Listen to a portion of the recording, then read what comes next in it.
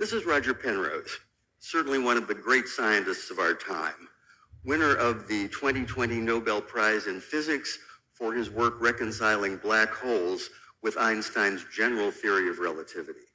But back in the 1970s, Roger Penrose made a contribution to the world of mathematics, and that part of mathematics known as tiling. You know, tiling, the process of putting tiles together so that they form a particular pattern.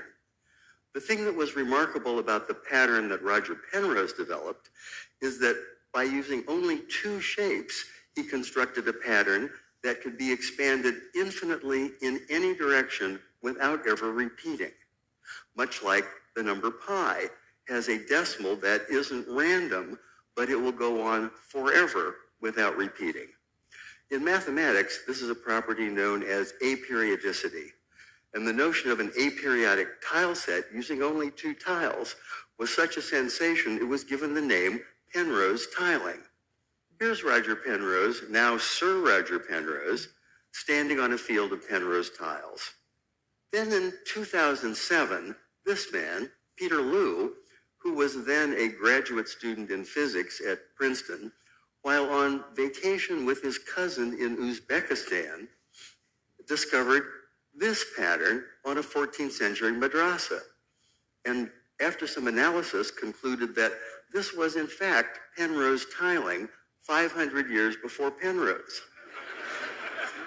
That information took the scientific world by storm and prompted headlines everywhere, including Discover magazine, which proclaimed this the 59th most important scientific discovery of the year 2007.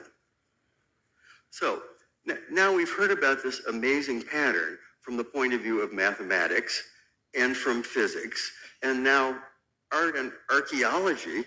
So that leads us to the question, what was there about this pattern that this ancient culture found so important that they put it on their most important building?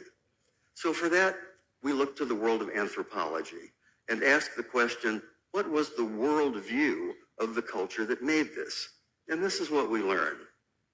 This pattern is life.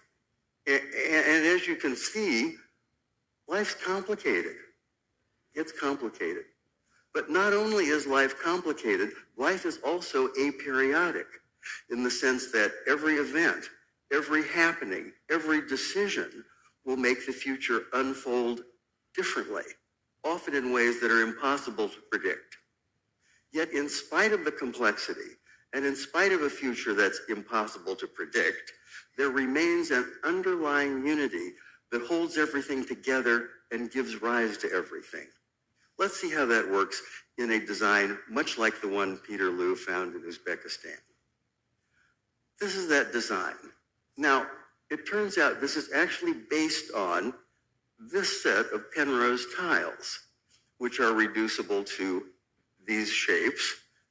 And in order to draw these shapes, the medieval craftsmen who did this would have done them by using these construction lines. And I add here that the construction lines don't appear in the final work. But if we add them back, we have this. And now if we weave them together, we will have this.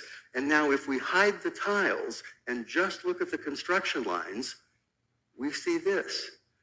Clearly there's an underlying structure and unity to things that seem to be complex and aperiodic. This notion of a hidden underlying unity was common throughout the ancient world, and one sees it in Egypt, in Greece, in Australia, in Mesoamerica, in North America, in Europe, and in the Middle East. Now, in the modern West, we might call this underlying unity God, but throughout the ages, other terms have been used to describe the same thing. This is what Plato called first cause. In the medieval period, philosopher Spinoza called this the singular substance. In the 20th century, a number of terms were coined to describe this, one of my favorites being from philosopher Alfred North Whitehead, who called this the undifferentiated aesthetic continuum. Doesn't that have a 20th century sound to it? But for me, a lover of science that I am, I will take the term coined by the great 20th century physicist David Bohm, who called this the implicate order. So, what's the takeaway here? Very simply this. When we see these wonderful designs created by cultures that are separated from our own by thousands of miles or thousands of years, we can know these aren't decorations. These are statements about the fundamental values that culture had, what they found important, how they saw themselves, the world, and themselves in the world.